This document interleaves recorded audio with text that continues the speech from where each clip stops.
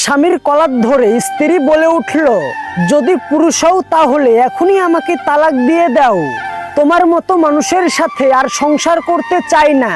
স্বামী অনেকক্ষণ চুপ করে থাকার পরে বলল, আচ্ছা ঠিক আছে, তাহলে কাগজ কলম নিয়ে এসো, লিখে দিছি। স্বামী স্ত্রীর হাতে কাগজটি দিয়ে বলল, এই যে লিখে দিলাম, এখন এটা নিয়ে সোজা বাপের বাড়িতে চলে যাও। ব্যাগ গুছিয়ে সন্তানকে কোলে নিয়ে বউ বাপের বাড়ি চলে গেল। 10 দিন পার হলো, স্বামীর মোবাইলে মেসেজে ভরে উঠতে লাগলো। স্বামী পাত্তা দিল না। 15তম দিন থেকে শুরু হলো কল। শ্বশুর শাশুড়ি বিভিন্ন জনার ফোন থেকে কল দেওয়া শুরু করলো। স্বামী কোনো ফোন রিসিভ করলো না। শেষমেশ 20 দিনের দিনে ফোনটা ধরলো। স্ত্রী হাউমাউ করে কাঁদছে আর বলছে, ওগো লক্ষ্মী সোনা, আল্লাহর দোহাই লাগে, তোমার মরা বাপের কসম, সবাই আরো কত কি বলছে। স্বামী সব শুনে বলল, কি বলতে চাও সরাসরি বলো, এত ন্যাকামি শুনতে চাই না।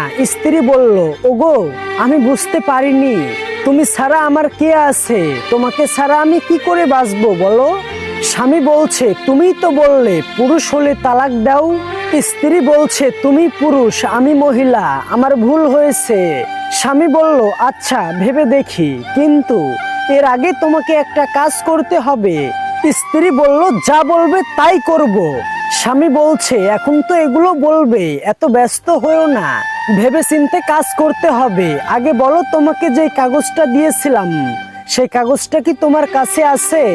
স্ত্রী বলল, হ্যাঁ আছে। স্বামী বলল, ওইটা খুলে দেখেছিলে? স্ত্রী বলল, না। স্বামী বলল, কি লেখা আছে দেখো। স্ত্রী কাগজ খুলে পড়তে লাগলো, আসমান যদি নিচেও নেমে আসে তবুও আমি তোমাকে তালাক দিব না, আমার বউ। ভালোবাসা তো এমনই হওয়া উচিত, তাদের ভালোবাসা যুগ যুগান্তর ধরে বেঁচে থাকুক। আমরা সকলেই তাদের জন্য দোয়া করি, আমরা সকলেই বলি আমিন।